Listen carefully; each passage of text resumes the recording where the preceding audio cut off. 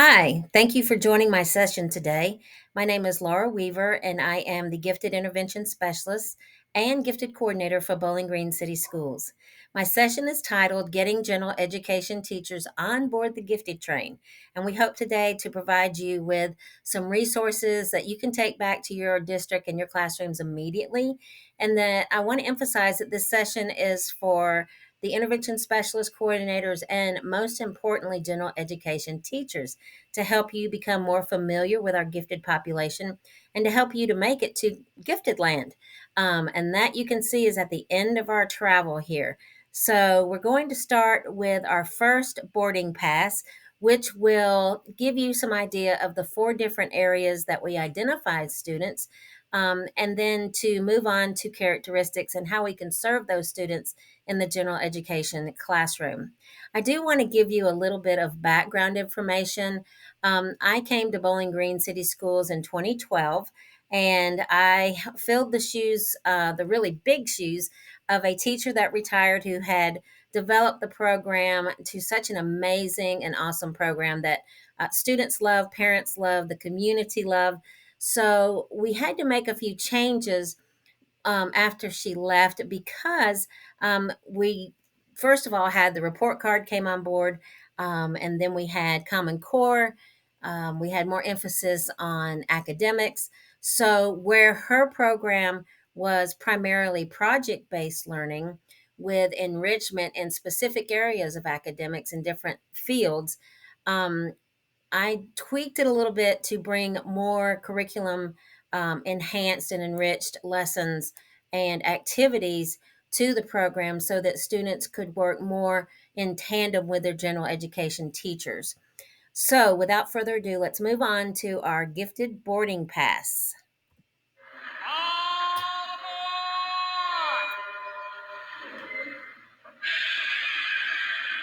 All aboard!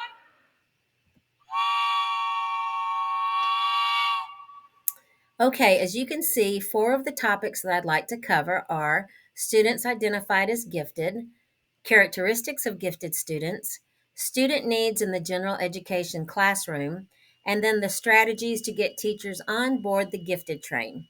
So sit down, enjoy your journey, and I hope that I can provide you with a lot of resources to help you get to gifted land and to put you on the right track to working with gifted students. I'm going to close my camera so that we can focus on just the information on the screen. Our first stop is gifted identification. This can be a confusing thing for general education teachers because we identify students in four different areas. And sometimes it is hard for teachers and just administrators and people that don't work with the gifted population on a regular basis. It's confusing and hard for them to know all the ins and outs of this. The Ohio Revised Code says that Ohio defines a student who is gifted as one who performs or shows potential for performing at remarkably high levels of accomplishment when compared to others of their age, experience, or environment. So this is a pretty generic explanation of what a gifted student is. However, we can break that down into some smaller parts here, and we can see that the four areas are superior cognitive ability, creative thinking ability, specific academic ability in math, reading, writing, science, and social studies, visual or performing arts ability in dance, music, drama, and visual arts. Now, while all districts don't serve students in all four of these areas, it is important that you know that those areas are areas that we do identify and that can be identified in your district. Some of that depends on your intervention specialists and coordinators and their ability to provide those assessments, screenings, checklists, and things that we need to identify those students. And then in our visual arts, you'll notice as we move along that some of this has to involve their education, regular education teachers, because we have checklists for them to help us with those things to identify. So, superior cognitive ability, basically, this is when we give the test that you've probably heard of, the COGAT test. Sometimes it's the InView test. Different districts use different assessments depending on which ones they want to use based on ODE's approved assessments. But this particular area is based on the cognitive ability of a student. Okay, this tells us how well they are able to solve problems, how they use their logical skills and abilities, and this tells us the requirements for the test. These are also, this is one area that the Ohio Department of Education requires us to do whole grade testing in 2 grade bands and to do it twice a year.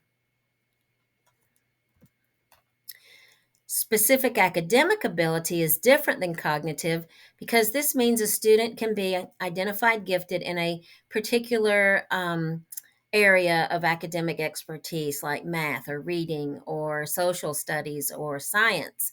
So, if a student performs at or above the 95th percentile in a specific ability field, then we identify them as gifted. Again, districts use different assessments and screenings for that. That is also part of the whole grade testing that we do. We do one test for cognitive and the other test for academic ability in a particular subject area.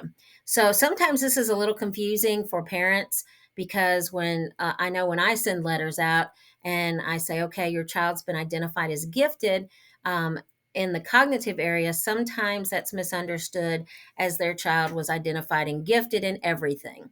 So it's important that we make sure our general education teachers know the difference, and therefore that kind of has a domino effect to the parent so that everybody gets on board and we're all on the same page. So we need to understand the difference between these academic abilities and cognitive abilities.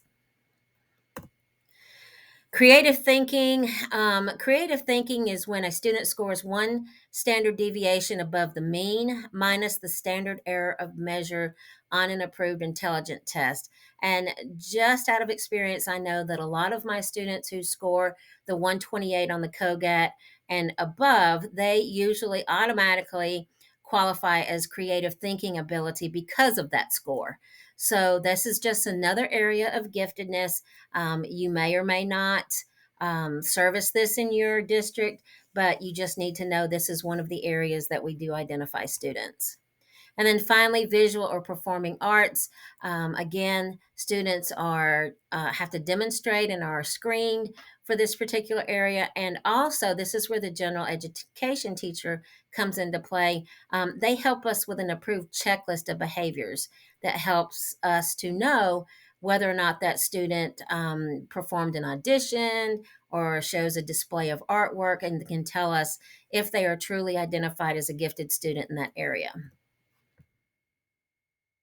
Okay, so we've completed our first step on our journey here, and now we're going to the gifted characteristics. Okay, so can you identify a gifted student in the classroom? If you have 20 plus students in your classroom, whether you're teaching gifted students, solely gifted students, or just in a general education classroom, can you identify and pick out students that are gifted? So I pose this question to my teachers as well, and I say, can you fill in the blank? Tell me what you think gifted children are. Okay, what do you think of when you read this question? What are they? What do they look like? What are their personalities? What characteristics do we see? Do we see them as enthusiastic learners, high achievers? Are they extroverted, compliant and polite, naturally creative, self-directed? Do you see any of these traits in some of the students in your classroom? I'm sure you do. But does that mean that those traits equal giftedness? Are they well organized? That's usually a big giveaway right there. All right, let's look at another round of words that might be characteristics for gifted children. Are they nerdy? Do they have a nerdy attitude? Are they obsessive? Are they introverted? Do you see any of these characteristics in students in your classrooms? Are they know it alls? Do you see overexcitabilities? Can't sit still, very verbal, moving around the room for no apparent reason? Do they lack focus? Are they lazy or unmotivated? Sometimes we don't think about these as being characteristics of gifted children, but I can tell you every single word that I just showed you could be a characteristic or trait of a gifted student in your classroom. Now, you may also use these words that relate to other students in your classroom, but I can tell you that all of these do relate to gifted children. So the survey says gifted children are as different from each other as they are to any other child, meaning that students can have the same high IQ and still be very, very different. There are so many components that make up a gifted student and who they are, how they act, their background, the different ways that they think, and also possibly a disability.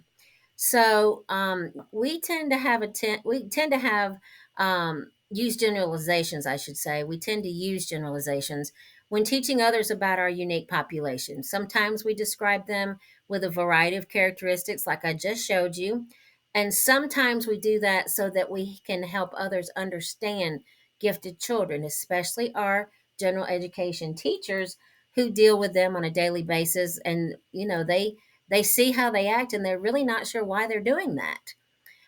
We have to be mindful, though, that being gifted does not equal universal traits and that each gifted individual should be identified appropriately. We're going to talk more specifically about that in just a minute. Gifted children may be introverted, extroverted, intensely focused or interested in everything, rebellious, compliant, humble or elitist, perfectionist or content with mediocre.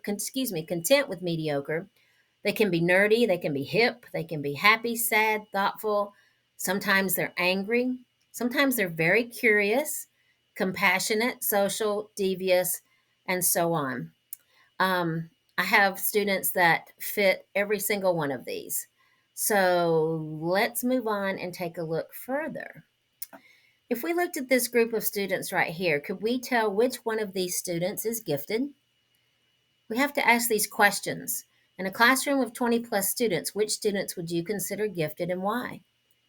Do they look or act differently than other students?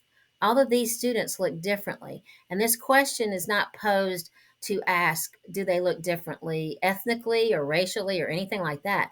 It has to do with how they look compared to other students in their mannerisms, the way they handle themselves.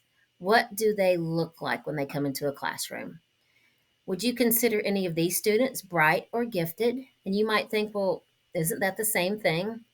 It clearly isn't. And I'll show you why in just a minute, because students can be bright or they can be gifted. What about their home environment?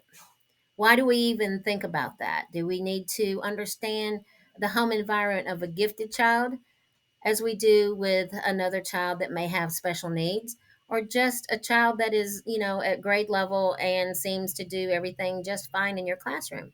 We still need to look at their home environment to understand their background and where they come from.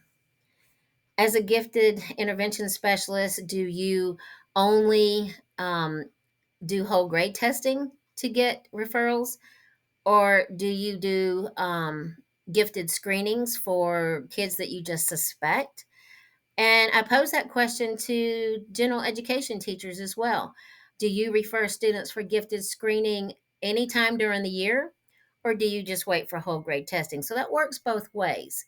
We may see students in the classroom that we think might be gifted, and do we act on that, or do we just wait to think, oh well, they'll get the test next year, so we'll wait and see? Okay, we have to be a little bit more intuitive and be proactive when those things come around and we see those things. So let's look at this page. How about now? Looking at these, do you see anything here that reminds you of a gifted student? Well, number one, I can tell you almost every single gifted student that I have is an avid reader. Sometimes they are not the best at comprehension, but they love to read. And sometimes they love to read just certain things. So it's really hard to get them to step away from things they're comfortable with and get them to read other things. Some of them like a lot of fantasy, sci-fi, graphic novels, and it's sometimes hard for them to read nonfiction, bibliographies, and things that have to do with current events. A lot of students in my classrooms, I can think of two or three right now that, automatically refer to themselves as Sheldon because they watch The Big Bang Theory and they can totally relate to him. He's very literal. He has trouble with a sense of humor. It's very dry. And social interactions are very tough for him. So a lot of students do relate to that, a lot of our gifted students. And this student right here, if you look at him, he is just either completely bored, he didn't get enough sleep, something is going on here. So when you see this in a classroom, this is definitely a red flag. This doesn't mean that the student is disinterested. It may mean that he's just bored.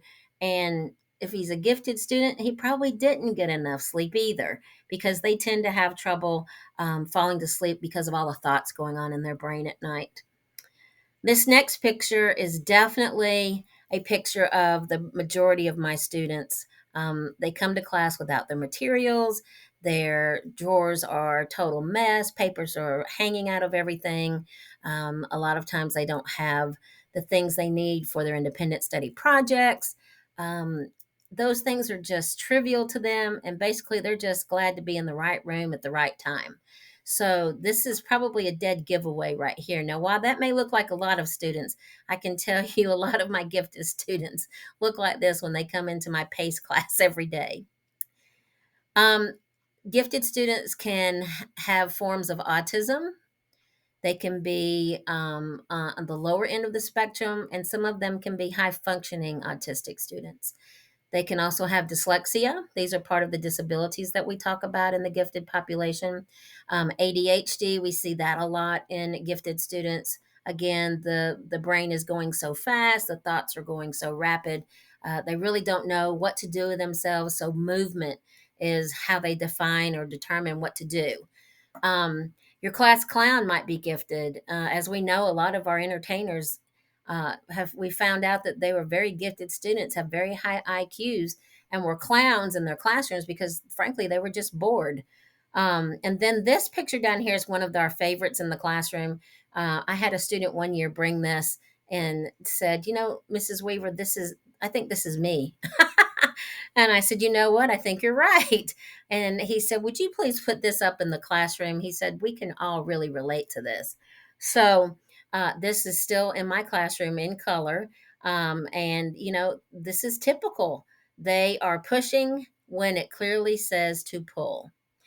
And then I want to address this cartoon that says, just look at this handwriting. How can he be gifted?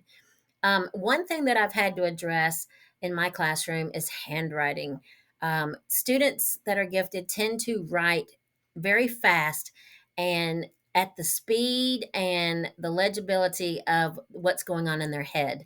It's very hard for them to write complete sentences because their brain isn't thinking complete sentences. And remember, you can have students that are dyslexic and some things look backwards. A lot of times you have students that can't connect their letters. They can't print very well. But what I have found is that when we do cursive worksheets, then I'm solving two problems. Number one, I'm forcing them to slow down their brain. They have to think about where they're going to put their pencil down, where the next mark is going to go to make a cursive S or a cursive D. They have to really stop and think, and it's hard to force that brain to do that. But with daily cursive practice, not only are they learning how to write cursive, which, as we all know, is coming back to the classroom, but they are able to slow down. And really, that's the trick behind getting them to write more legible. They write like with their chicken scratch because their brain's going in that manner. It's going really fast and dotted and scattered. And so they tend to write that way. So, if you see that, try to find a different way to lock into that and get them to slow down. They're very verbal. They can tell you everything under the sun about a topic, but if you ask them to write it, it's torturous. It's just torturous. Okay, and then finally, this cartoon says, according to the article I wrote for Wikipedia, I'm destined to be one of the smartest men in the world. So you should probably start giving me some better grades. How many times have you had a gifted student say, I think I probably should have made a better grade on that? I really put a lot of effort into it, when you know that it was probably mediocre and they just didn't do quite as much as we know they can. So I found this to be really funny because sometimes my kids will come to me and ask for something better when they know good and well that they didn't give me their full effort. So let's go back to the question I posed. Which student is gifted? In a classroom of 20 plus students, we need, as not only gifted intervention specialists, but as general education teachers, we need to look for cues, we need to look at their behavior, and we need to understand the characteristics of gifted learners. If you are not sure, please don't hesitate to consult with your gifted intervention specialist. That's very important that we have that rapport and openness, that we can consult and work together on students we suspect and we just don't know. So that's a time that you want to get your gifted intervention specialist to come in and take a look and maybe observe the student. I've done that before, and just start screening. Do a referral and let's screen and see. Do they look or act differently? Yes, they definitely do. And I just showed you different ways that they look and act differently on that previous slide. Would you consider students bright or gifted? And is there a difference? There certainly is a difference. I have a chart I'm going to show you that is part of the gifted referral sheets that I give parents and teachers. But bottom line, gifted is gifted. And in Ohio, once identified as gifted, always gifted. Okay, that might not be true in every state, but in Ohio, once they've been identified as gifted, they're always considered gifted. What about their home environment? Well, again, first impressions can be deceiving. We want to take a closer look at these students, ask questions. Don't be afraid to ask questions, and definitely think about the equity involved in the possibility of a gifted student. What is the equity? Where do we need to draw the line on, what's fair and what's equitable? Sometimes that's a fine line. Do you refer students for gifted screening or wait for whole grade testing? If we're doing our job as a gifted intervention specialist and coordinator, then we definitely give teachers the tools and the guidelines so that they can know when they should refer students. They need to know that they can refer them throughout the year. And sometimes they're the first ones to recognize what others don't see, what we can't see, because they see them more often in their classroom than we might in ours. Now, especially in my case with the pull-out program, I see them one day a week, where the general education teacher sees them the other 4 days. So they see a lot of things that I don't see. And a lot of the students that come into my classroom, in the PACE classroom, they don't always act the same because they're in a classroom with like peers. And so, where they may be quiet in the classroom, they come to the gifted classroom and they are very extroverted. So, we need to be able to rely on our teachers to recognize and see those cues that we don't see. So, referral versus whole grade. Did you know that parents, guardians, teachers, or peers may refer students for a gifted identification evaluation? Did you know that students can refer themselves? Public school districts must evaluate a student within 90 days of an initial referral for gifted education or for an identification. Once a parent or teacher contacts me about a possibly gifted child, I send them a referral form. They, tell me some of the characteristics they see on the bright versus gifted chart, and it's really easy form to fill out. They email it or send it back to me, and I take it from there. I try to keep it as easy as possible for teachers and parents to make a referral to me, because I can do all the legwork for it. I just need to know who the student is. But we need to make sure that parents and teachers know that they can do that anytime during the year. The other way that we find those students is our whole grade testing. And again, as you know, we do 2 grade bands and we do it twice a year. So, if we're doing our jobs, and hopefully we are, is we know that our informed teachers know how and when to make referrals. That's really important. And that just helps us too, because that helps me build up my program numbers every year.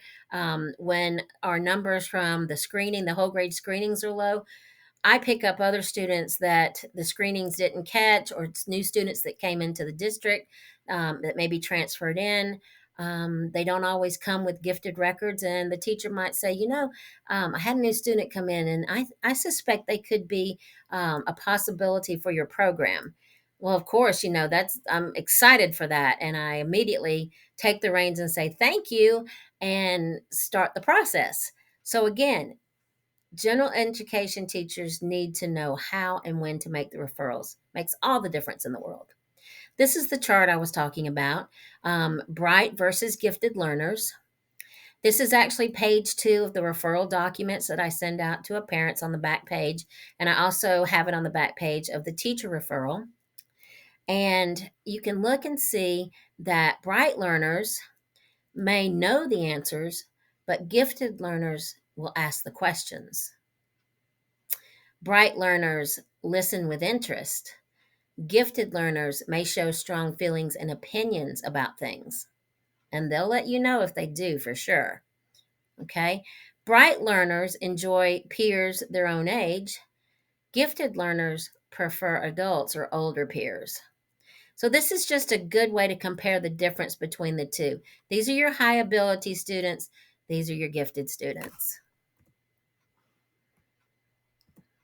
All right, so we've completed our second stop on our trip to Gifted Land, and now we're going to go to needs in the general education classroom.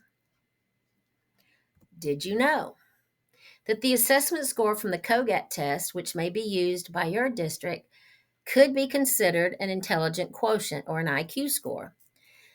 Our school psychologists also may give the WISC-5, and usually to earlier learners and younger students, to help determine skills and characteristics for acceleration decisions. They can also use it sometimes when our regular protocol for acceleration really doesn't put the student over the line for the next grade or subject level. And we use these a lot too for uh, grade acceleration, whole grade acceleration. So the IQ portion tells us a lot about the student's cognitive ability and what their problem solving skills can be. Currently in Bowling Green, our students have IQs with a range of 128 to 147. Those are the gifted students, because the minimum score on the test we use for ODE is a 128. Now, I will tell you, in the past, I've had students in second grade. I had one student in second grade that scored a 150, crazy off the chart high IQ. But it was very tricky because he was second grader, and he had already skipped first grade. We had moved him from first grade to second grade. Um, and he was doing fifth grade math, but he was undergrade level in language arts. So it was quite a balancing act trying to get him on the right track and to make sure that we were providing the right services and enrichment in all the different areas. It's really, really, really hard to do that with elementary students, because sometimes their schedule just doesn't allow for them to do that. Fortunately, in Bowling Green, we have a wonderful track at the middle school where we have elementary students going to the middle school in the morning to their first class, which may be math, and then coming back to the elementary school for the remainder of their day. So it's a long day for them, but they are getting the enrichment and acceleration that they really need. Okay. Taking away from this second paragraph, the main thing here is that um, currently in the United States, the IQ is 98 to 100. I did find one source that said to 100. Okay, so they're controversial. IQ tests are controversial, but again, they do provide us with a measurement of a student's ability to solve problems logically and give us an insight to their critical thinking ability. This just explains a little more about the intelligent quotient, and you can see here what the different levels are. Okay. And then this next slide I really found interesting. This is only a couple years old, and it shows that Ohio, the average IQ is 101.8. So that's pretty average. That's normal for IQ range. And this shows you a little bit more specific about the different areas of ability and disability based on IQ. And again, the 128 is the minimum for students to be considered gifted in Ohio. So 128 and up is where our gifted students fall. Characteristics and needs. We know that social emotional is a huge area, not only for gifted, but for our general population. But it's a little bit different for gifted because these students have an heightened awareness of and sensitivities. Um, their needs are very broad too. They can have a lot of anxiety, a lot of stress. They put a lot of stress on themselves. They try to be perfectionist. They can be obsessive, compulsive. They do have a lot of issues with peer relationships. And when I say that, I mean peers that are usually within 1 to 2 grade levels of where they are. They're very impatient.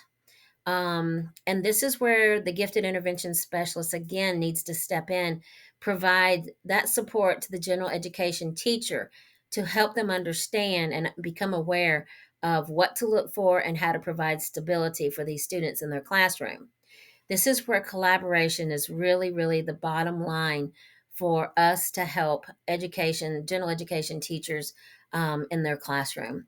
And I want to reiterate too, the chart that you see here are the positive traits. Sometimes all of these words here sound so negative, they have a negative connotation, but there are positive traits of gifted students. You know, their motivation, sometimes they can be underachievers, but the majority of them, you know, they love to learn. They have a variety of interests. Their communication skills orally are fabulous. They may have, you know, extensive vocabulary. They have high problem solving abilities. A lot of them have a dry sense of humor that can be completely hilarious. And then some of them just are just funny because their mind's just very creative. And then we have inquiry. I have a lot of students who are just automatic leaders. They're natural leaders because they are extroverts and they like for their peers in the gifted classroom to know what they know and to understand and see that they know a lot about a lot of things. So they can be leaders. Their reasoning, imagination, creativity, all of these things are positive characteristics of our gifted population. So let's don't forget those. So this is an important train stop for asynchronous learning. I know you've heard that term before. Actually, when everyone went virtual, we were all doing asynchronous learning. Everybody was on the computer. Kids were at different levels. They were working on their own. Some were moving ahead faster. Some were not moving at all. So this was truly asynchronous learning. But this is a huge area of understanding in gifted land because before all of that came to be, we were really put in a position to make sure general education teachers and administrators understood that this was an everyday approach of learning for gifted students, and that it is closely linked to the gifted child's emotional development. Okay, basically, it means that in gifted children, their growth academically, emotionally, physically, or socially is not uniform. It's not the same in all of those areas. Gifted children may be intellectually operating at a 10th grade level at age 9, but have not mastered riding a bike or handwriting at the same time. So, see, that goes back to those pictures I showed you. And those pictures were true signs of asynchronous learning and a synchronicity in a gifted student. So, in your classroom as a general education teacher, you need to understand that one size does not fit all for gifted children. In fact, you can have two gifted children with the same IQ score, and they can be in completely different places and levels as far as their personality, their mastery of lessons and skills, their rates of development. Some can be very immature, some can be really mature. So we see, you know, the whole gamut in the general education classroom when it comes to gifted students and a synchronicity. Um, and then I thought this was a good point for you to understand is that the more highly intelligent a gifted child, the more asynchronous they can be. In fact, it's not unusual for a 7-year-old highly gifted child to be reading at a sixth grade level, performing math tasks at a fourth grade level, and have fine motor skills at a second grade level. At times, the child may appear to be functioning socially at a level far below her age mates or their age mates. So again, this was an example of the student I told you about, and this is a tricky train ride right here because again, we have to think about scheduling. We have to think about whether or not those motor skills and math, if they're a second grader and they need to be taking fifth grade math, the motor skills are going to be missing, and that's going to be one component that that general education teacher's got to deal with, and that we need to get the parents on board to maybe supplement some of that at home. And also, we can supplement that in the gifted classroom. But unless all three of us get together and get on the same page and collaborate, there's that word collaboration, we are not doing everything we can to help that gifted student to succeed academically, socially, and emotionally. Okay, so we know that they are not cookie cutter students. They don't think alike. We give students the iReady assessment in the fall, which is for our math and reading areas. This year, because we were coming off the COVID year of virtual learning, our students lacked motivation. They didn't have any stamina to learn throughout the day. We really were reteaching them to be students again. A lot of my gifted population that were in my program last year did not do so well on some of these tests. And you think, well, they were gifted last year in reading and math. What happened? It can happen. And that's when you need to take a look and say, okay, well, why did that happen? So that has nothing to do with the cognitive ability. It has everything to do with their ability in certain academic areas. So once they did their benchmarks again, I took a look at them and realized, okay, now they're starting to get back on track. They're getting recharged. They're getting focused again. So we have to really watch for those different scores, and we have to just continually reassess them, either orally or with formative assessments, whatever we can do to keep an eye on how they're progressing emotionally, socially, and academically. I have found that all gifted students in my program always do well on the Ohio State test. Now, this is another area where there goes up a red flag. If they are taking fourth grade math and they don't say anything to anybody about fourth grade math and they're making straight A's, guess what? They're probably bored because when they take the fourth grade state test and they score in the 98, 99 percentile, we can probably think, well, gosh, they really got fourth grade math. Well, ideally, they probably should have been in fifth grade math taking the state test, because now we can't really show any growth, because if they're going to score at grade level high in the high 90 percentiles at grade level, they're not really ever going to show growth. And that's one, not going to help your district report card. But more important, it's not helping the student. So that's when, again, we need to think about acceleration just in that subject area. So, with all of these things I've just told you, I'm sure I've totally confused you and given you a lot of things to think about. But guess what? Welcome to Gifted Land. That's what it's all about. And we want to help you have a better understanding of how to work with these students, how to not make it more difficult for you, but maybe to lean on us as gifted intervention specialists a little bit more so that we can help you provide a better opportunity and a better learning environment for those students in your classroom. Okay.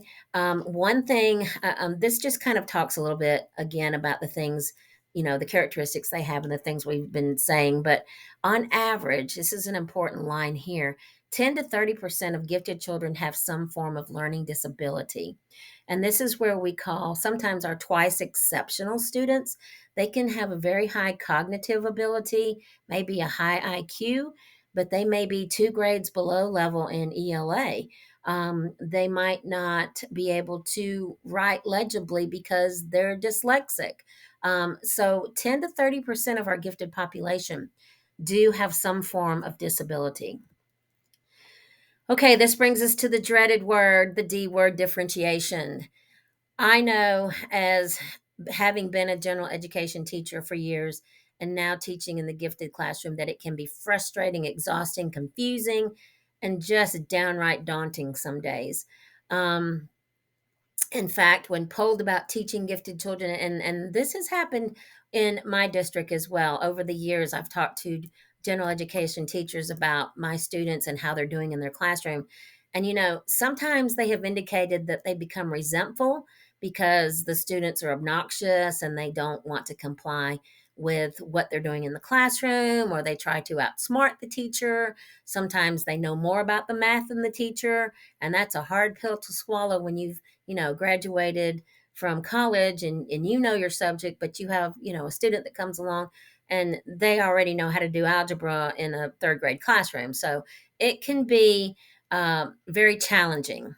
And these teachers have also indicated that they are impatient with the continuous challenges that these gifted students present in their classroom. Frequently, I am told about my PACE students' lack of organizational skills. I know that because they do it in my classroom as well. Their continuous questioning of authority and underachievement. I think that's the most frustrating thing that I deal with is the unmotivated gifted student. That one's a really hard situation to work on because you have to get everybody on board, and sometimes we even have to do contracts, learning contracts with a student. Um, Understand that these are typical characteristics, but hopefully, with the following tips, I can help you become more successful with dealing with some of those frustrations. So, differentiation, I know you see the word different, but really all that means is that the lesson plans or the enrichment that you provide gifted students is different, not more. It's not more work. It's not giving them more things to do because they finished your lesson plan for the day. It means giving them something different or an enrichment that involves that particular lesson of the day. The first thing I try to do is keep them active. Okay. They have to move and they have to be able to think and process while they're moving. Their brain's going in so many different directions. It's hard to sit still and your brain going really fast. A lot of teachers have incorporated the bouncy balls in their rooms. I have the bouncy bands on the chairs. A lot of things for the ADHD student. Think about that. Those are the items that you need to use on for a gifted student too, because they can benefit from those. They have sensory issues. As long as they're moving around the room quietly and reading, I have no problem with that. But now that's the nature of my classroom. That isn't always the nature of a general education classroom when a teacher has, reading group in one part of the room. They have students doing an art project in another part of the room. There are a lot of things going on at one time, and the last thing you want is a student walking around the room reading or pacing in your room. So you have to come to a healthy compromise, one that works for you and one that works for the student. I would consider allowing groupings, but don't force it. Gifted students don't always want to be a project manager. A lot of times, students like to work alone. Sometimes that is the opposite in my room as well. I have students that would rather work alone all the time and never be in a group, but we know that can't happen because they have to learn how to work together as a team. So, again, there's that balance we have to work on. Gifted students don't like to be the teacher in a group, and they really get frustrated if all members don't make contributions to the project. So, if you put them together with other gifted students or cluster them, that tends to work much, much better. We have a project in my class called the Independent Study Research Project. It's a college level based project where they pick their own topic, which they're super excited to do that, and that's their motivation to do this is they get to pick a topic. But the project itself starts in the fall and ends at the end of the year with an oral presentation. But in between those times, they have to um, do note cards and source cards using MLA style. They learn how to do that. They have to do interviews. They have to create four Blooms products. They have to come up with an audience participation. It's a lot of research, a lot of work. But one thing we do with that is I have to give them end dates and not just, okay, your presentation is, April 5th, because anything from August to April 5th is just a big wide gap of nothing. So I have to give them end dates for everything. Gifted students have a hard time looking at a huge project and breaking it down into smaller steps. So it's important that you, as a general ed teacher, understand how to do that for them. Give them goals, give them the end date, tell them what you want them to have done by a certain date, and anything beyond that is not acceptable. Okay. Sometimes they start going one way and just go crazy with what they're doing, and you have to reel them back in. I have that problem when we have research days and they want to sit and look at videos all day. Well, I'm looking at videos about my topic. Well, that's great, but you can do that at home. Today, I want you to do research so that I can help you comprehend the different levels of research that you're reading, and we can get that information on note cards.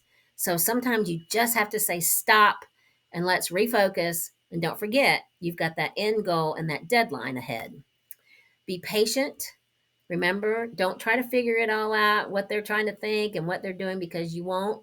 You just have to be patient. Give them time to reflect on what they need so that you can come to a consensus that they can live with and one that you can live with as well. Gifted students tend to overthink everything. Everything is very literal. Okay. That requires a lot of patience on the teacher's behalf. Just try to be patient, make a plan for them, and stick to the plan. Don't let them change your plan. One thing that may be obvious is pre testing, but sometimes if you start a new unit of math, give them the unit test, see how they do. If they don't do well on it, then clearly they need to go through the same pace that the other students do. They may work faster, but clearly they don't understand the concepts.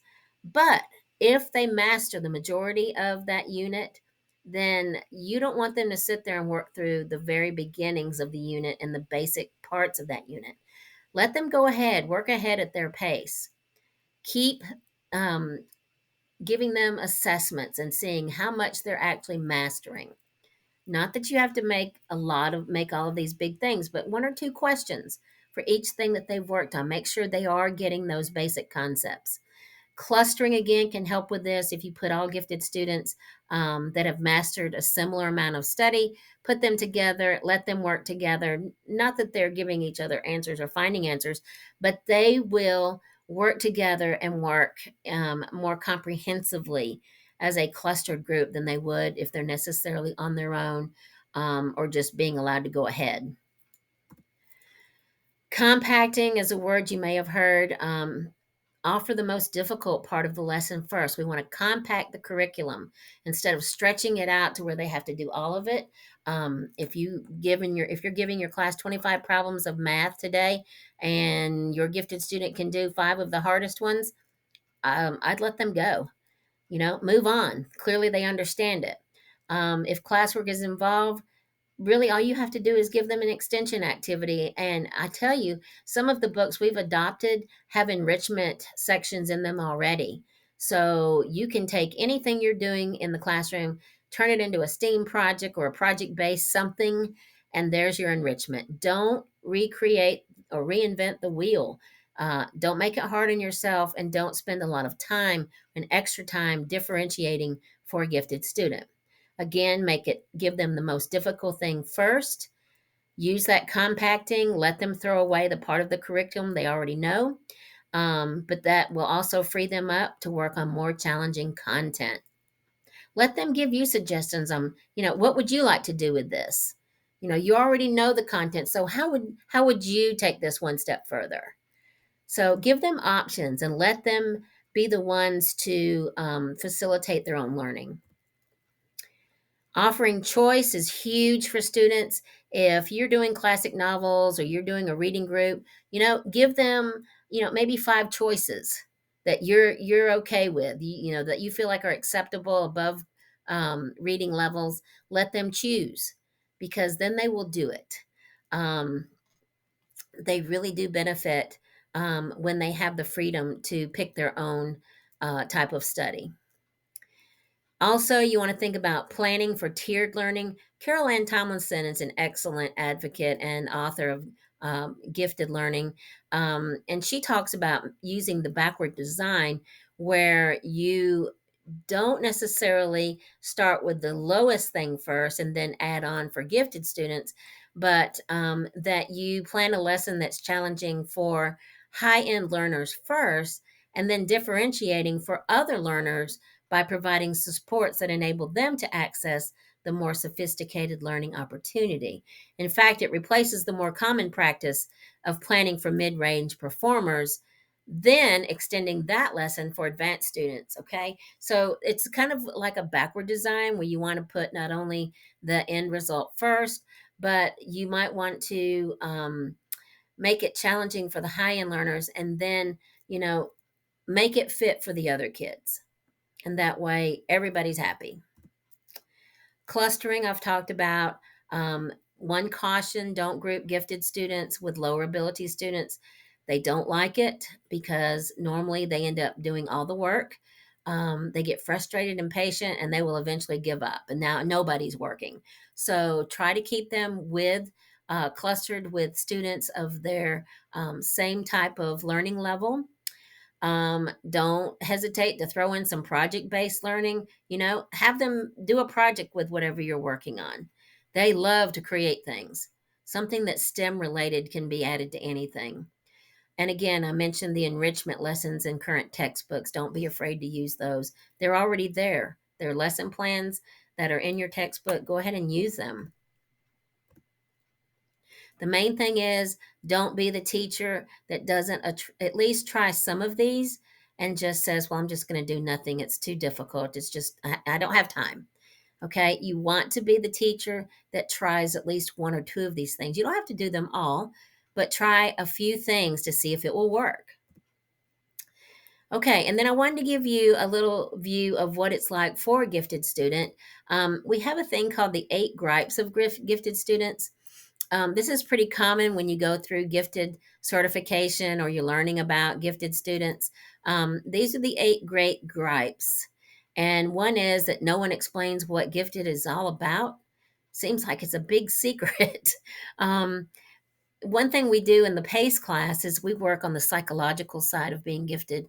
I try to work in a lot of lessons about how they can look at themselves as a gifted student. What does that mean to them? How do they think that looks to other people, to their peers? You know, how do they work with other people with their interpersonal relationships?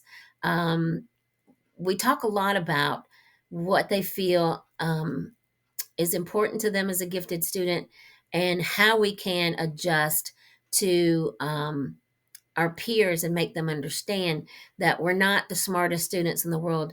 We have capabilities where we excel in areas, but we have different learning styles and learning abilities. So once they are able and prepared, or have some ammunition, is what I call it, you know, here's what you can say. Um, they can have something to come back to their peers and feel good about it. And then that tends to stop the teasing that they get for being in a gifted program, especially when they come to the pull out program one day a week and their peers are saying, well, what are you guys doing in there? You know, you leave and you go to the other building on Tuesdays. What do you do? I want them to be completely um, not afraid to say, you know, well, this is what we do and this is why we do it. And, you know, I'm working at a 6th grade level because I do well in math, but sometimes I need more help in my writing. And so I go to this class for that. Um, these are some other things that they feel overwhelmed by the number of things they can do in life. They do like to be around older people or people with the like IQ levels. And then this is a really big one. They worry a lot about world problems.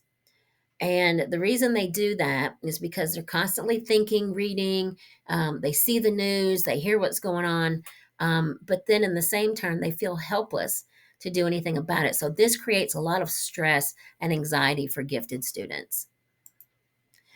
One thing I want to encourage you um, is do understand that they come to school to learn and be challenged.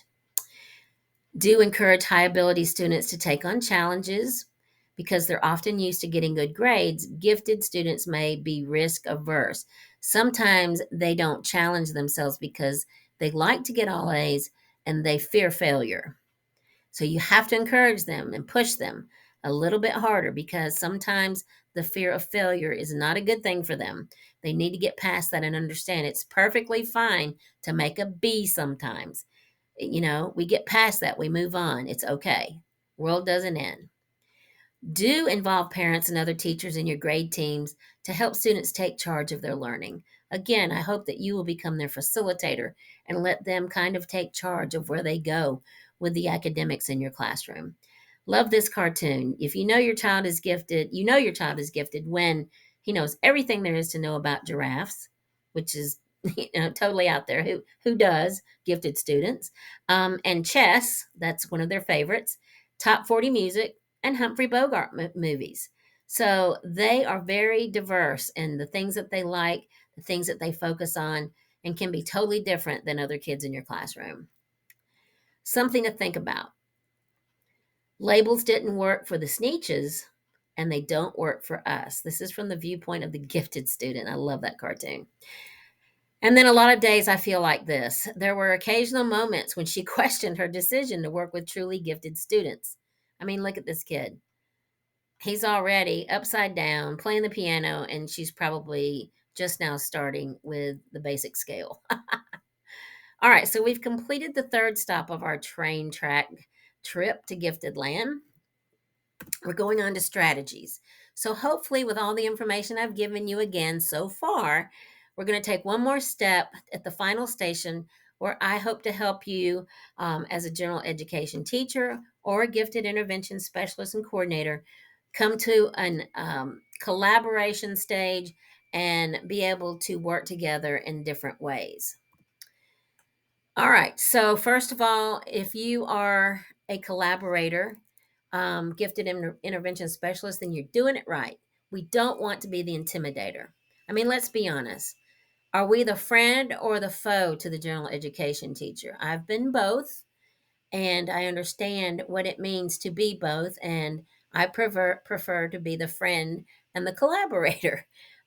It's taken a long time to get to that point, but we have been able to do that in our district, and it's fabulous. It works really well. What kind of reactions do you get as the gifted intervention specialist? I know what kind of reaction you get when you say, okay, it's time for training for our whole grade testing, or, oh, don't forget, next week we're going to start our gifted testing. And oh, by the way, we've just had 3 snow days, and, your time's already been taken up. All right. These are the reactions you're going to get. Trust me, I've seen these. But we don't want to be the intimidator. We don't want to make teachers do this. And we don't want our relationships with general education teachers or administrators to be awkward. We want to work together. We want them to know that we're here to serve them and to help them with resources and to provide as much information as we can about working with the gifted population. So it's time to help teachers understand equity of gifted and promote the credibility and role of the gifted intervention specialist and coordinator. To give your position equitability and credibility, there are a few things that you can do and things that I have found really worked and have closed that huge gap in our district, so that now I absolutely love working with every teacher, and I feel like we're at a really good place right now throughout the district. When I first started, my program did lack curb appeal. When I switched over to a more academic based program, then this became a time when I had to get into the classroom. I had to look at everybody's curriculum. I had to look at their lesson plans. I had to stay ahead of the game and try to also supplement and do enrichment for what my students' IQ score showed and where they needed to be academically. So there are a few ways here, and one important way that I reinvented credibility and purpose as the gifted intervention specialist is I became someone they saw on a regular basis. I made personal contact with teachers in every building for various reasons. If I was just going there to check the records for a new student that came in and I needed to look at their folders and see what their records were from a previous school, I would take the time to stop in a few teachers' rooms and say hi, or just go in and say, hey, can I just kind of shadow for a little while and see what's going on? And I know you don't always have that kind of time, but just the little effort and a little bit of time here and there consistently allowed me to get around to all the buildings and get to know every teacher to some degree. You don't want to be that person that the only time they see you is during mandatory district needs, because I can tell you that's not going to be a good collaboration with them, and it's not going to give them a very good impression. Make an effort to know administrators in all buildings, especially high school, middle school, because my elementary students eventually go to those buildings, and it's important that we are able to put them on the right track and make sure that they understand where our students need to go from one grade to the next grade to the next grade. Believe it or not, that's not always the case. They can help us with more positive teacher relationships in their building and to help find the variety of gifted needs that our students should have. Asked to be on district committees related to curriculum, leadership, or equity teams. When we had started a district leadership team in our district, I immediately said, hey, I want to be on that, because we had representatives of administrators and teachers from all the buildings, and we came together for meetings. It was the perfect place for me to be able to talk about gifted, to show my interest in what they're doing, and to show them that I can help them with what they're doing. So that becomes not only a place where they see you, but they get to understand what you do and ways that you can help them as well. I always try to volunteer for activities outside of the gifted classroom. Don't just teach gifted and go home. Be a part of the book fairs, go to art night, spirit weeks, wear tutus, wear goofy costumes if you want to. If that's what everybody's doing, do it, because that's how the kids and the rest of the population see you as well. And you want your students to be inclusive. So you need to show that you can be inclusive as well. Go to their carnivals, go to pep rallies, athletic events, not just for gifted students. You want to go for them too, but you want to go for all students. Again, seeing your face out and about lets them know that you care, that you are part of the process, and that you're invested. We have a theater group called Horizon Youth Theater here, and the majority of the students in that group are in my program. A lot of them are gifted students. They love the theater. So I have been very fortunate to go to a lot of their plays and musicals and things, and get to see them grow, not only socially and emotionally, with other peers, but to let them know that I do care about them outside of the classroom. And again, there are parents there. There are other teachers there. There are teachers that are parents of gifted students. So again, you have to get yourself out there, and you have to let everybody know that you are there for them as much as you are to promote your program and to make your program one of the best it can be. Meet with school counselors. We want to include students from other schools in our PBIS programs. Like I still have a 1 day pull out program. So on Tuesdays, I have third graders from all three elementary schools. Well, fortunately, my school counselor is awesome. I'm sure yours are as well, but she includes my students in everything, whether they be from my building I'm in to where kids that are from the other buildings. So she includes them in our weekly Bobcat Proud Awards, incentive awards. She also includes them in our monthly Bobcat Proud um, designations and recognitions, where they get T-shirts and certificates. They get their pictures made. So they could probably get that in their home school. But when they come to the resource room at a different school because of my pull-out program, they are considered part of the student population in that building on the day they are there. So it's really important to get with counselors, so that you can have them included in everything. Again, they're not coming there just for the one thing. They're coming to you in that resource room as part of a student in the whole district. They're part of the district, regardless of where they are.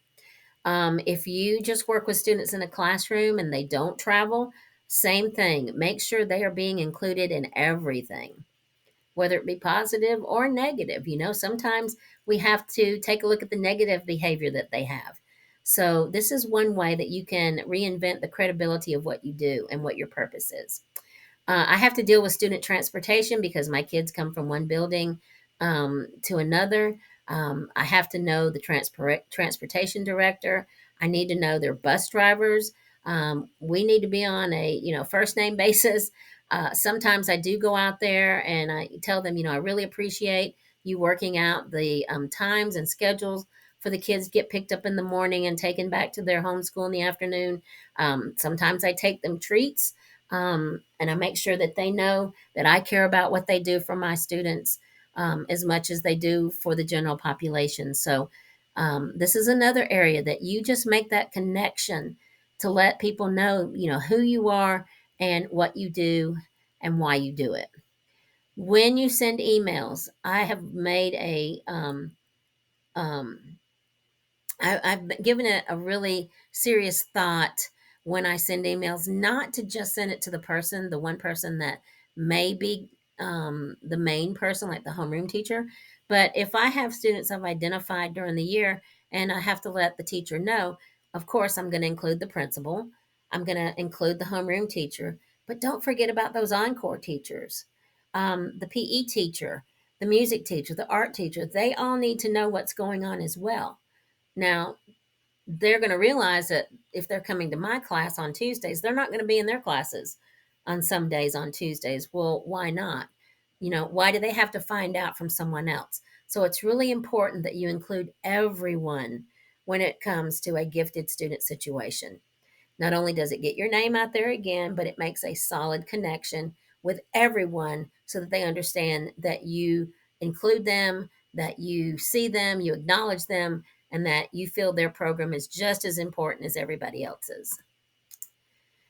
Get to know or ask to become part of a grade team. Like right now, I'm part of the fifth grade team. We have an awesome team.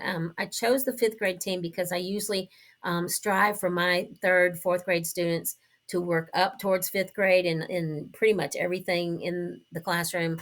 And that's just a higher grade level that allows me to know where my students are going. What kind of curriculum are they going to be dealing with in the fifth grade? And do I need to consider them in a sixth grade curriculum? So I go to their meetings, I go to their TBTs. If they have meetings about children that are gifted and are having behavior problems, I attend those meetings. Um, Not only do my own parent teacher conferences, but I also offer to go to their parent teacher conferences, especially if there's an issue going on with one of the gifted students. Sometimes I can address it in just the gifted conference, but I need to let that general education teacher know beyond an email what the conversation was and what we need to do to fix that problem. Sometimes it's just to discuss acceleration. And I'll tell you honestly, in the past, when we had acceleration meetings in our district, I was not always included in those. And parents were, just couldn't understand, why didn't you come to the meeting? Well, I wasn't invited. That's not a good response. I need to be part of that meeting. I need to make sure that everyone knows that I need to be there to help you make that decision. You need to know what I know about the gifted student, whether or not this is a good fit or not. So don't assume, that you, as the general ed teacher, you're probably going to be there, but don't assume that your gifted intervention specialist is aware of what's going on too. A lot of times they don't. And sometimes you may need parents to advocate for your attendance as well. So again, when all of us are on the same page, we're all working together. It's a win-win for everybody, especially the student. So communication in all forms is huge. And this is the final strategy I want to show you that has really closed the gap for me.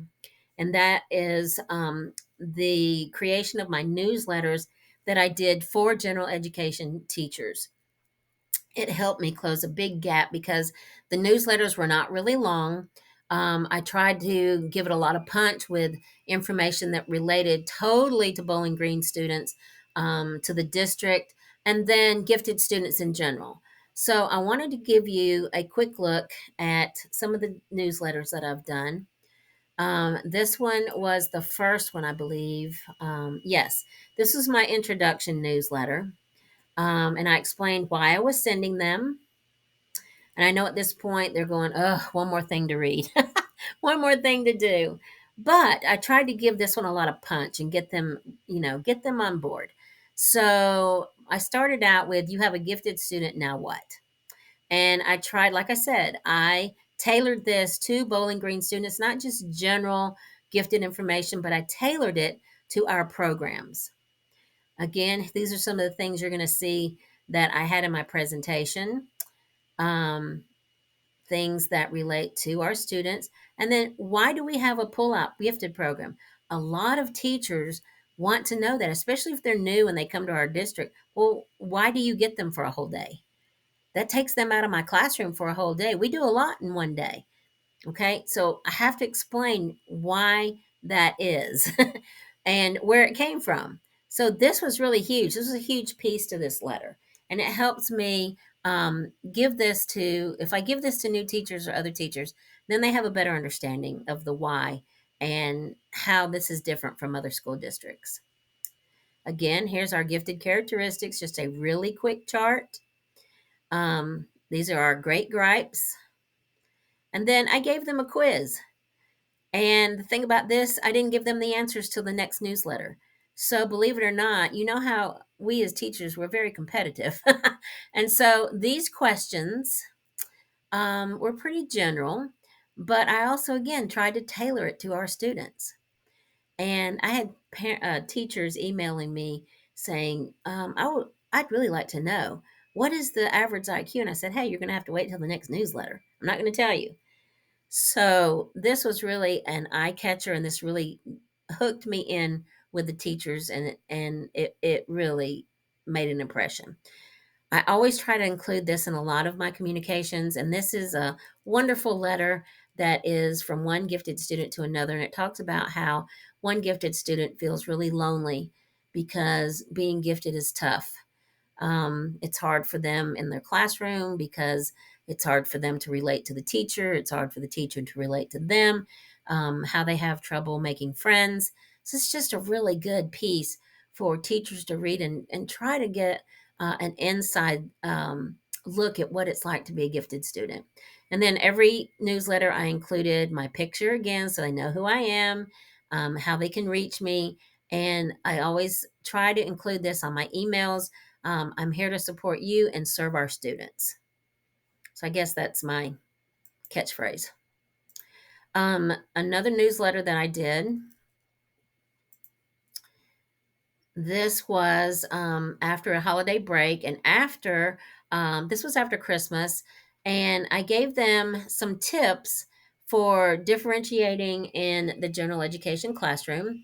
I gave just put a few of them in the letter, and then I gave them the choice. If they wanted to go look at all 50, they could click on the website. And I didn't try to include that because, again, you want to keep it short and simple. Okay, we don't have a lot of time as teachers to spend a lot of time reading other things. So these are some of the things, the strategies that I talked to you about. Of course, there's our favorite cartoon, and here's the gifted children are. This drew a lot of comments, which was great. It's a lot of positive comments. And then I explained some of that. Talked about twice exceptional.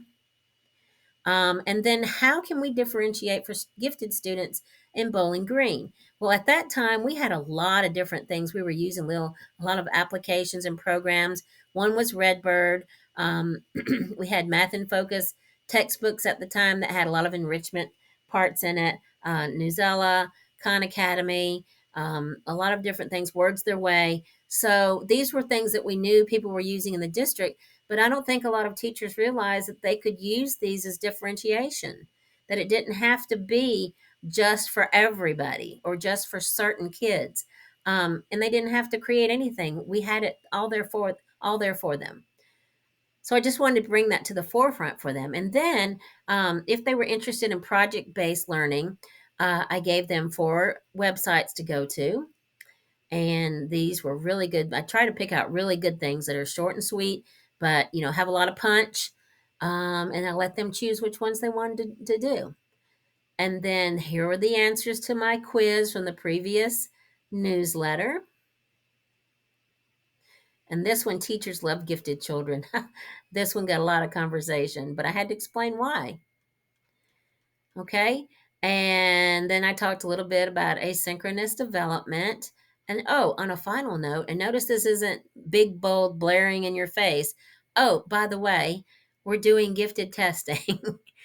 Okay. Questions. And again, my information.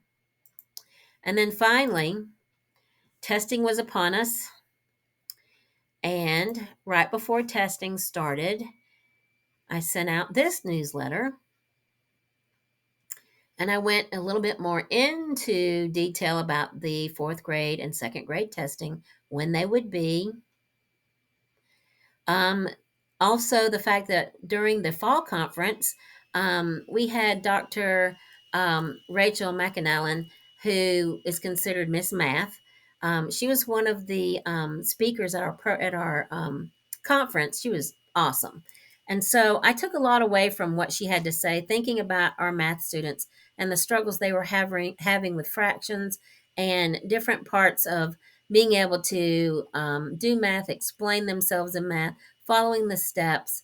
But she brought a lot of fun and interactive lessons to the conference, which made it so much easier for us to help gifted students learn different ways of looking at math.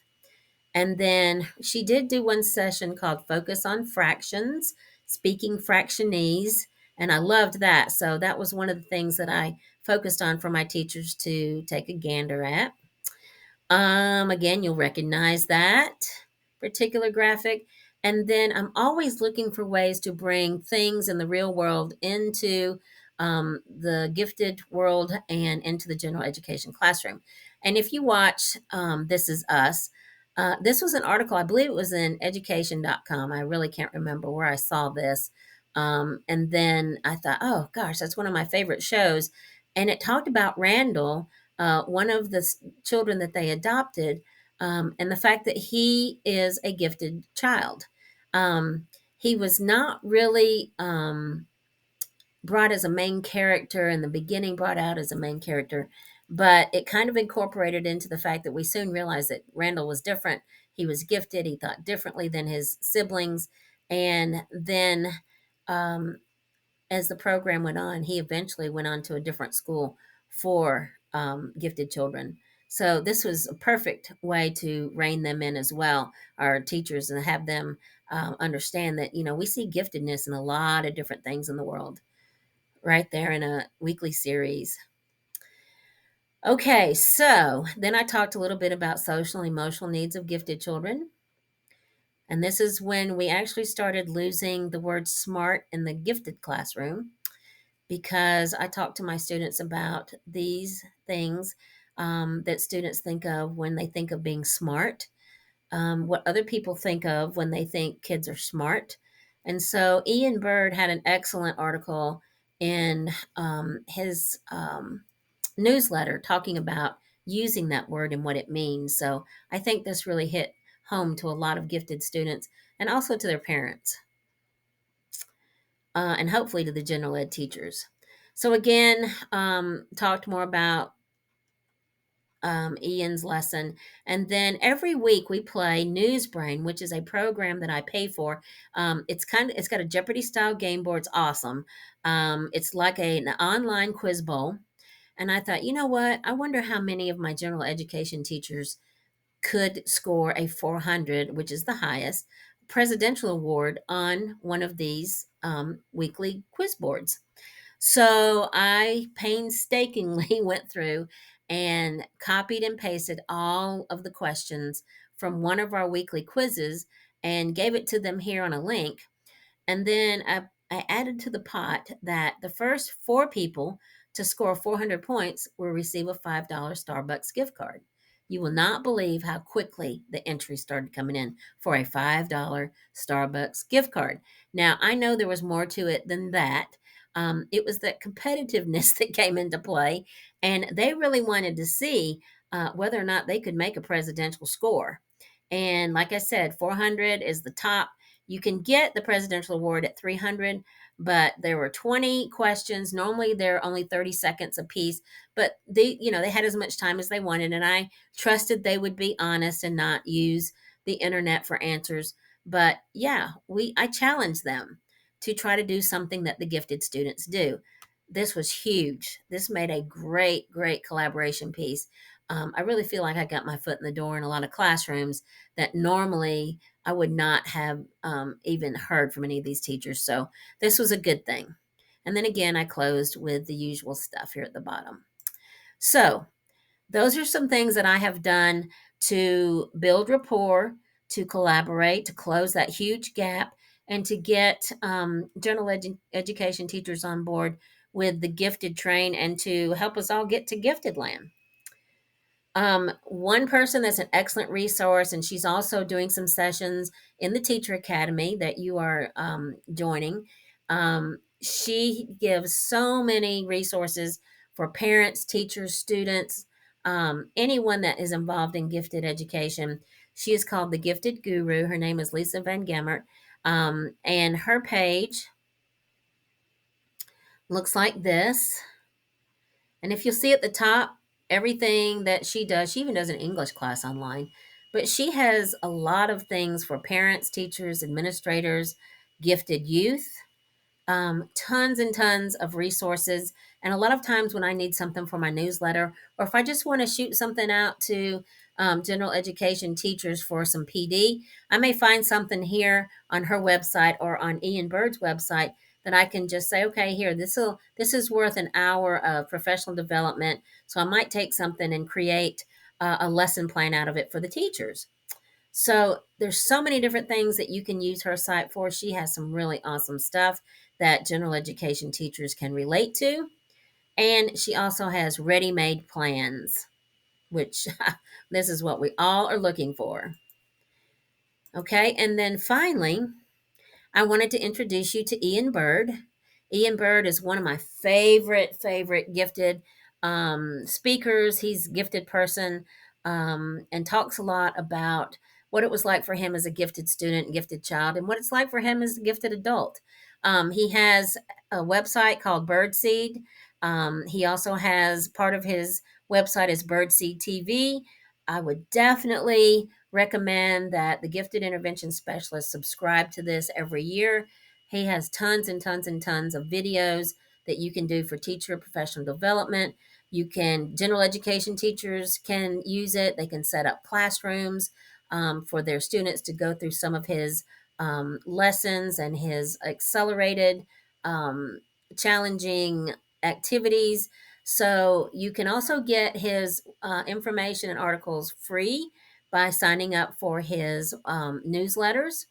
And you can find that here. Okay. And this is Ian Bird. And I wanted just to introduce you to him. He's awesome, just awesome. And I'll tell you, he's very personable.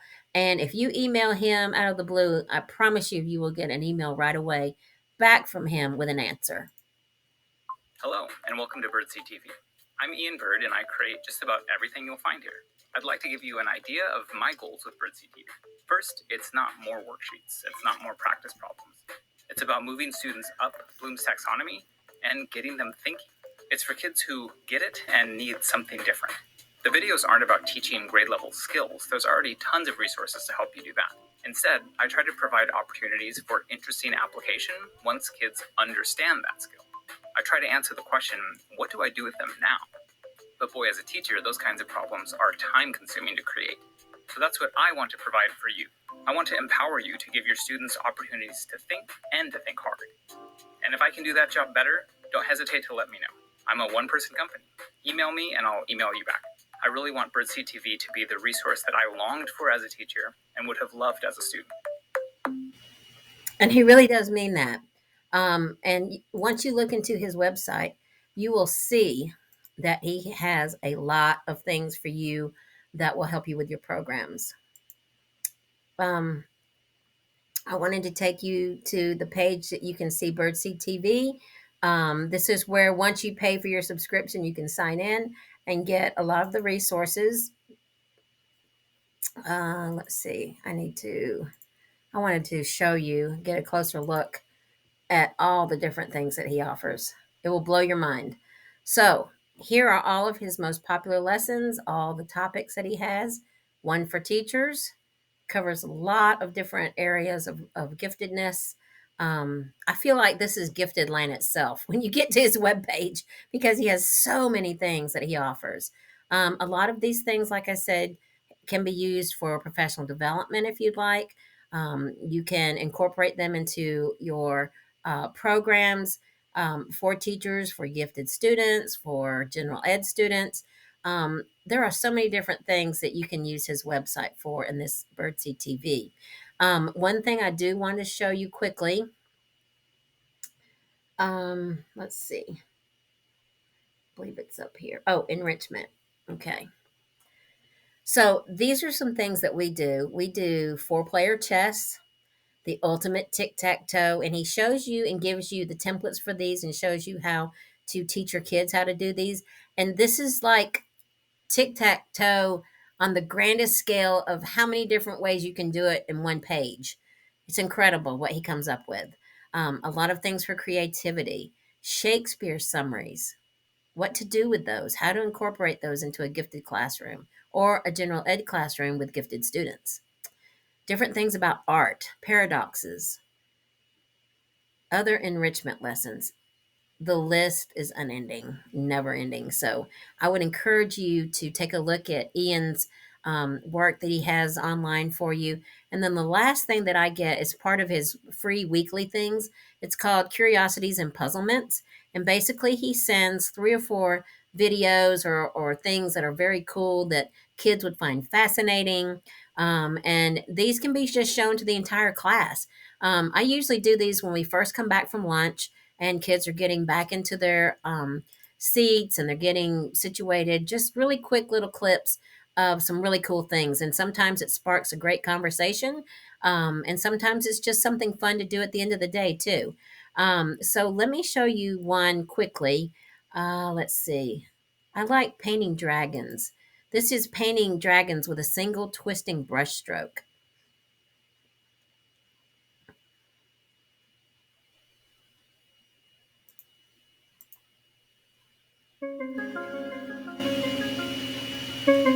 I love how he finds these. He really scans the internet for some really cool things to show.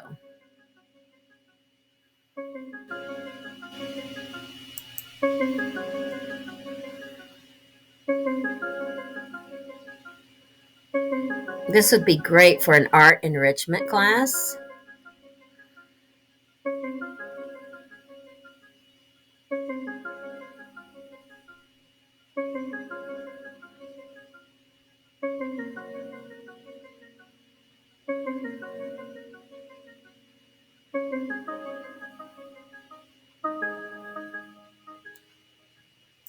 Okay, so just some really cool things there. And you can get those free every week. Just contact him and get on his list. Okay, so I think this is the last of that. All right, so now we have made our fourth punch in our train ticket and we are headed into the station. Let's get out of that. Sorry.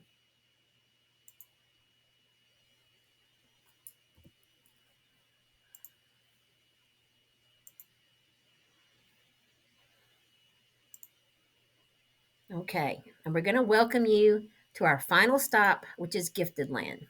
Okay, you'll notice the rainbow. I love rainbows, but I try to use them more for to have happy colors in my classroom. I try to keep a positive vibe and environment for my students, and they like color. So I use those a lot in a lot of my filing and their papers that they get, their folders that they use. So just trying to keep that positivity going in the classroom. And then there's a few more things that I want to show you for resources. These are books and things that you, as a general education teacher and gifted intervention specialist, can look into to help each other. Make that collaboration and make that connection with each other. I have a lot of these in my room. I let teachers check them out. They have lesson plans in them. They have a lot of great information in them. These are all books that are put out um, for general education teachers. So this one, and even Teachers Pay Teachers, they have a lot of gifted lesson plans as well. So if you're looking for STEAM activities for gifted students, sometimes I go there just because you run out of ideas at some point. So please be sure and take a look at these resources. And then the last thing I want, this is just to close out and hopefully give you a little bit of an idea that, we know you're doing the right things. And I really hope that this isn't where differentiation takes you. But I do hope that some of the things that I've given you today will help you redefine your role as the gifted intervention specialist and coordinator, and help you get on track with a general education teacher, and bring them into the gifted world. We want them as part of our population too, because they're doing really, really great things in their classroom, and it's important that they have a better understanding so that they can help our population meet their needs. So I'm going to end on this really cute video that shows classroom management in a differentiated classroom. So I'm hoping this is not what your classroom looks like.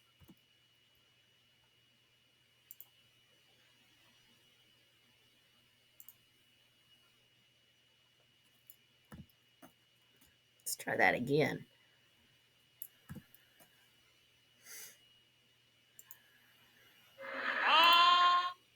There we go.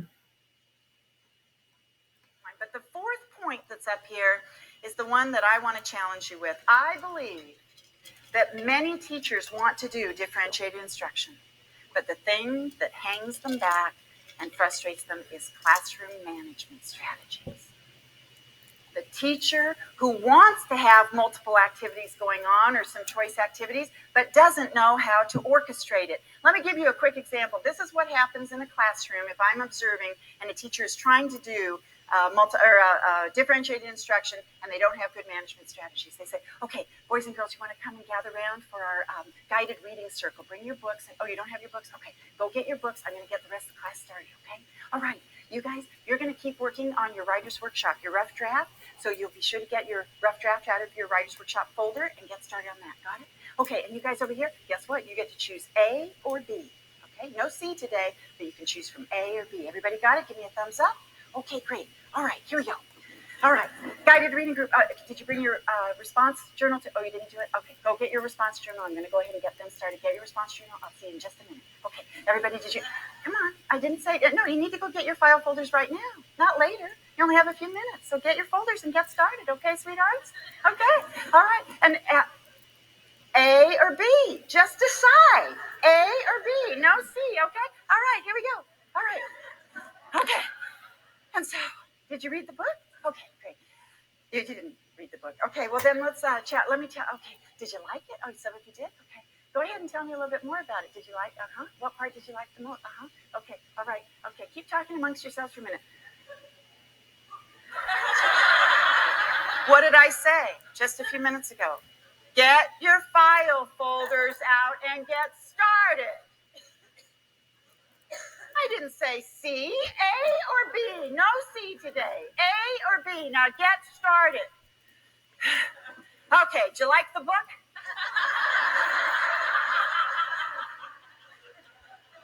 Tell someone next to you. Have you ever had those kind of days? Tell someone next to you. Okay, so I do hope that you found some things that you could relate to in the presentation. I do know that this was a very long session, but there were so many things that I wanted to offer you, and I always love to end with her. I love Martha Kaufelt.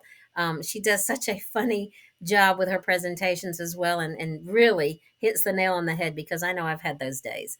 So I hope that differentiation will not be like that for you, and I hope that I've been able to provide you with some things that give you insight to the gifted population.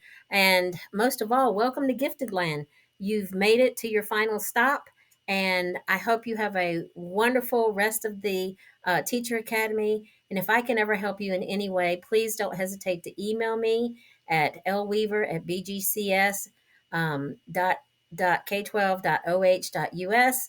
I'm happy to help you with anything and answer any of your questions. Have a wonderful day. And again, thanks for stopping in and staying with us.